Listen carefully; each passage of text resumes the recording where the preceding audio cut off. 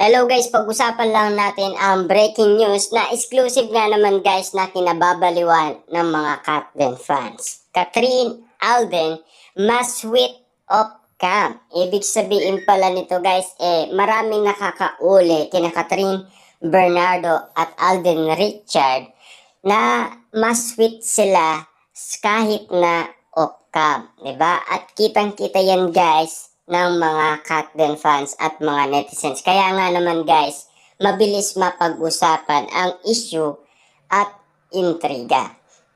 Dahil dito nga naman guys, nababalot talaga lahat ng mga nangyayari kina Catherine Bernardo at Alden Richard. Siyempre, mabilis nga naman kasi guys kumalat ang kanilang sweetness at lambing sa isa't isa, lalong-lalo na kapag sila ay spotted na nakikita. Ibig sabihin, kahit off-cam nga naman guys, ay nakikita sila na napaka-sweet at napakalambing.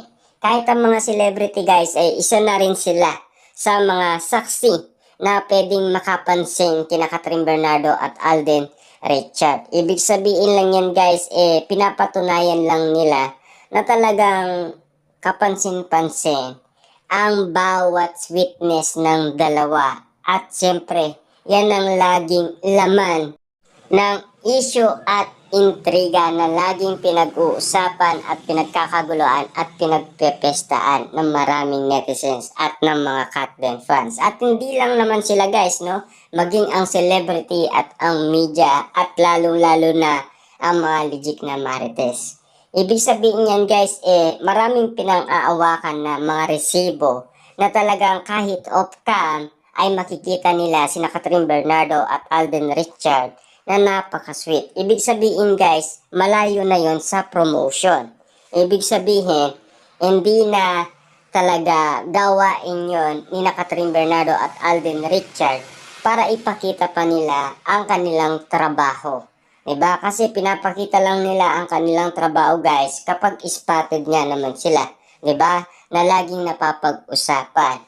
Kaya nga naman guys, malayong malayo talaga na hindi sila pag-usapan at pagkaguluhan kapag napaka-sweet nila at napakalambing nila sa isa't isa. Tulad nga naman guys na sinasabi ng iba, diba? Na maalin mo ang iyong trabaho, wag ang iyong katrabaho. Sino na ba dito guys ang naka-experience niyan? Sigurado ako lahat naman siguro kayo na-experience na yan, diba? Kasi alam naman natin guys, bawat tao ay umiibig at bawat tao ay merong nararamdaman. Diba? Kasi iba't ibang tao guys ang nakikita natin at nasasamaan natin sa, limbawa kapag ikaw ay may trabaho, sa eskwela, iba-iba man guys, pero at least kinikilig ka at umiibig ka at nai-inlove ka. Diba? Kaya nga naman guys, mga something na nakikita nila kina Catherine Bernardo at Alden Richard, yan lang ay malaking sign na or simbolo ng kanilang pag-iibigan.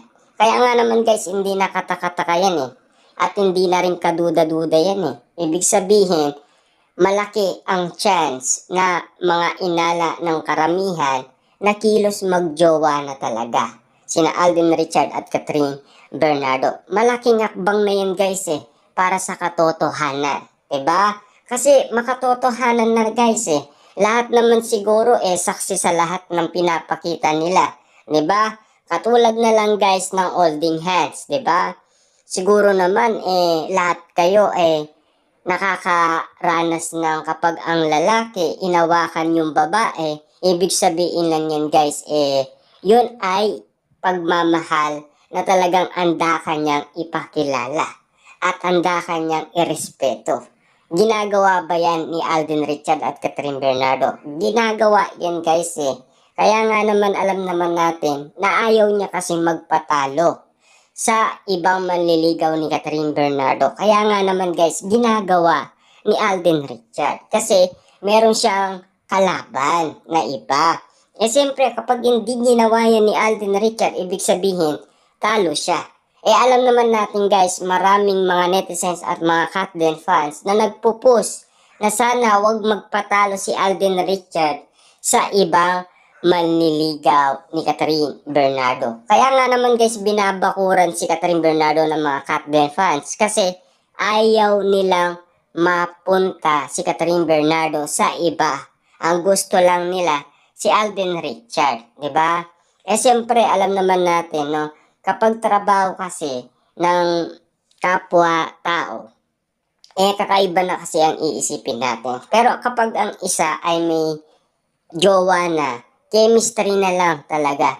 Pero minsan guys may umiibig din minsan. Kasi alam naman natin guys, pwedeng ma-in love ang isang tao kahit na yan ay may asawa pa or meron pa yung girlfriend. Tulad na lang ng nangyari kay Maris, 'di ba? Na pinag-uusapan sa lahat ng social media platform.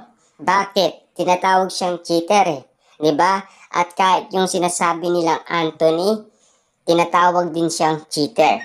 'Di ba? Kasi alam naman natin na kapag nagkasama ang dalawang tao, posibleng hindi sila ma-inlove sa isa't isa at posibleng walang mangyari sa isa't isa. Kaya nga naman guys, laging napapag-usapan at laging may laman ang intriga at issue. Lalong-lalo na sina Catherine Bernardo at Alden Richard. Siyempre, kita nyo naman guys si Maymay. Diba, 2 beses nag-request yan ng kiss. Kaso nga lang kasi guys, tinatago pa ni Catherine Bernardo at Alden Richard. Kasi ayaw muna nilang ilantad. Kasi si Alden Richard guys, tahimik lang. Ayaw niyang ilantad ang kanyang buhay.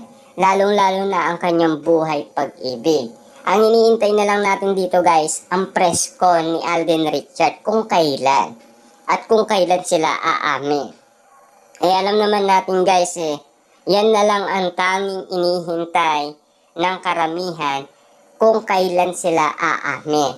At kung kailan mag-aanda si Alden Richard sa kanyang press con at yun ay pinag-aandaan na rin guys ng lahat ng mga netizens, mga Katben fans dahil alam naman natin guys, marami ang abangers sa kakaintay kung kailan nga naman sila magsasalita. Alam naman natin guys, magsasalita din yan. Wag lang tayong mainit kasi alam naman natin pinag-aandaan lang nila kasi magugulo ang buhay nila 'di ba?